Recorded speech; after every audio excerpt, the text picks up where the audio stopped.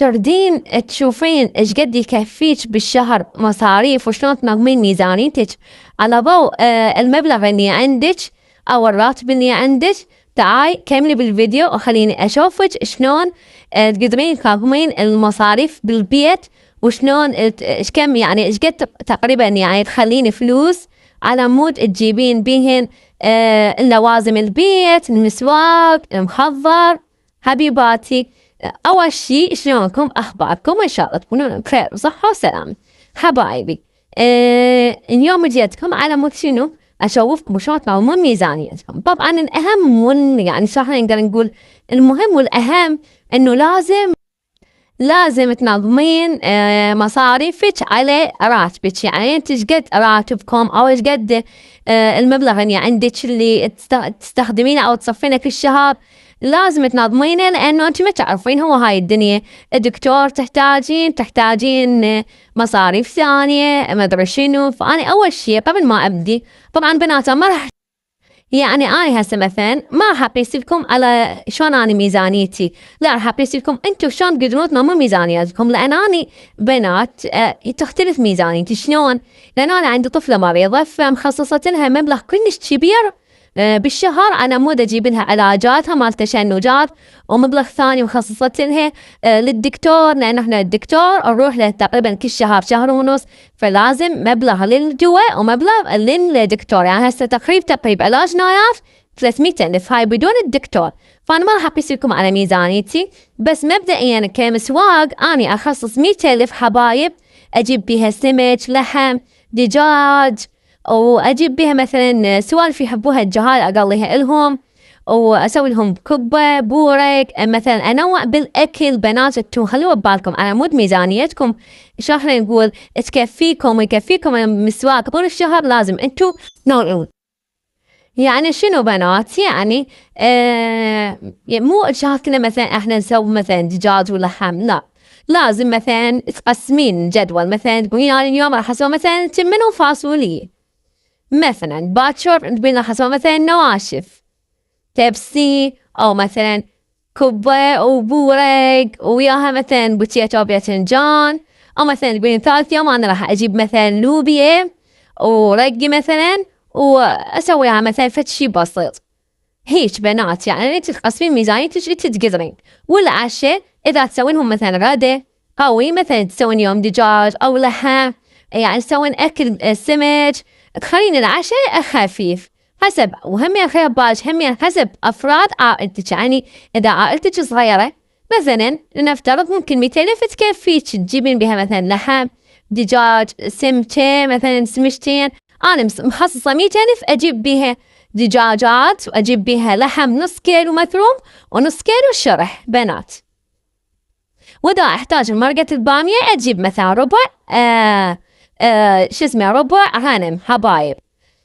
هاي في مرقة البامية. بس أنا مبدئيا يعني أنا شو أسوي؟ أجيب نص كيلو مثروم ونص كيلو شرف.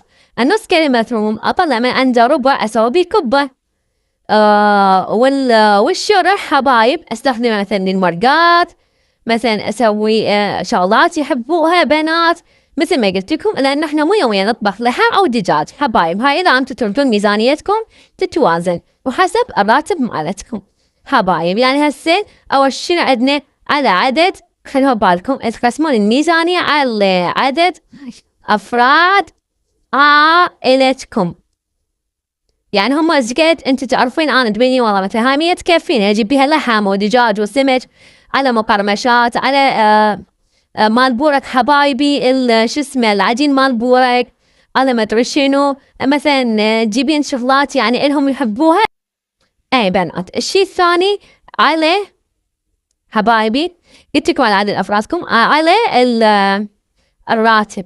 ايش قد هو راتبكم؟ ايش قد هيك تسوين لك ورقه كل شهر وقولي أنا مثلا راتبكم لنفترض مثلا راتبكم 400، شو تقولين؟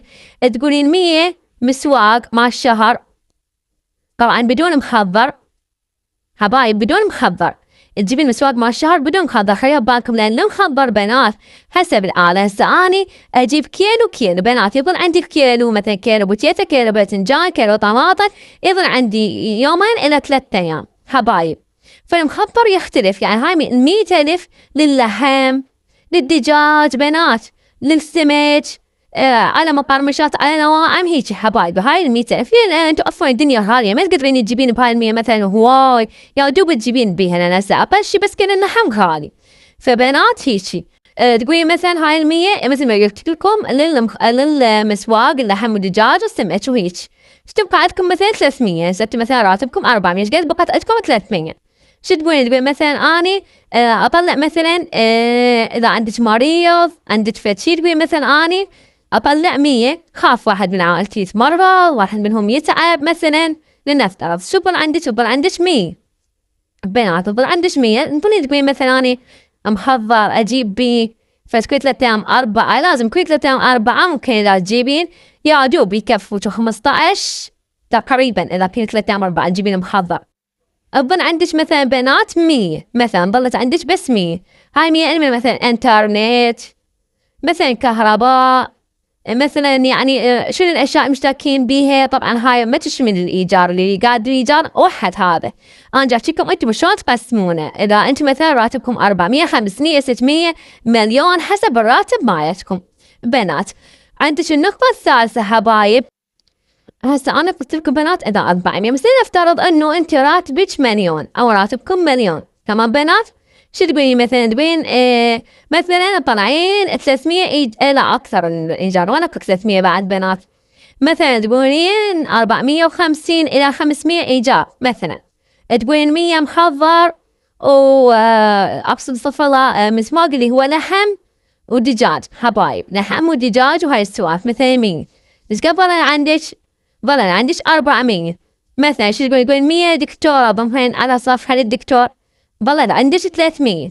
100 انترنت وكهرباء هاي السوالف، أظل عندك حبايب 200. تقولي مثلا أيضا عندنا مخضر مثلا لازم كل 4 أيام 5 أني أتسوق، ومثلا تبديل ملابس، تبديل فد أشياء ضرورية للبيت. فايش تقدرين تقسمين بنات على الميزانية مالتك حبايب. تمام حبايب قلبي. وتسوين ايش لازم كل شهر هيك ورقة، وتكتبين بها احتياجات البيت اللي تحتاجينها بالمسواق بالمخضر، حتى تعرفين ايش قد صرفتي وايش قد ممكن يكفيك الراتب اللي عندك. اي بنات هنا دا اسجل الاحتياجات ما عليكم بالورقة. هاي ابني قلت له ماما جيب لي ورقة، جاب لي اياها هيك وتعادز اقوم اجيب لها.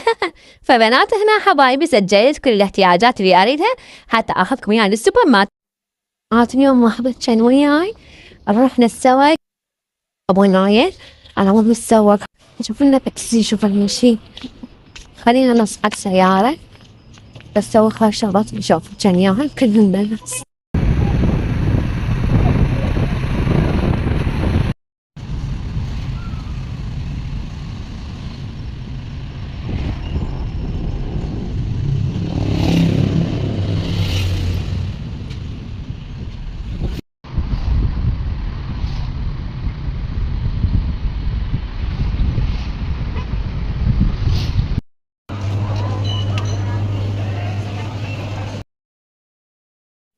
وهنا حبايبي وصلت للسوبر ماركت، دا اخذ لكم جولة سريعة بالسوبر ماركت واخر مشتريات بسيطة مثل ما قلت لكم بنات.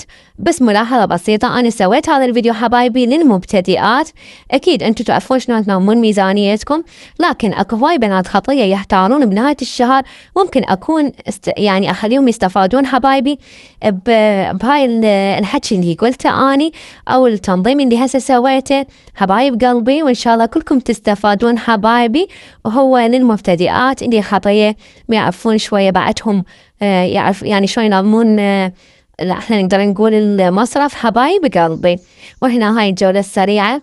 أحب السوبر ماركت بنات، أحب تسوون السوبر ماركت، أحس بالراحة حبايب والله العظيم.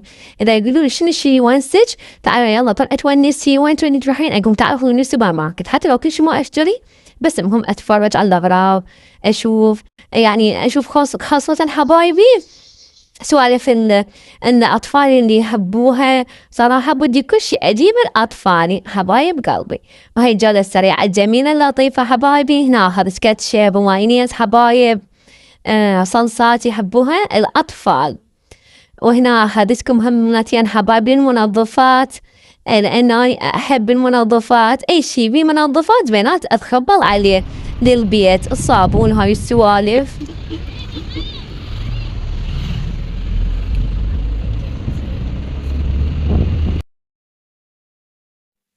وصلت للبيت، شفتوني من ساعة حبايبي بالفيديو بالسوبر ماركت، رحت أجيب مشتريات بنات حبايب قلبي.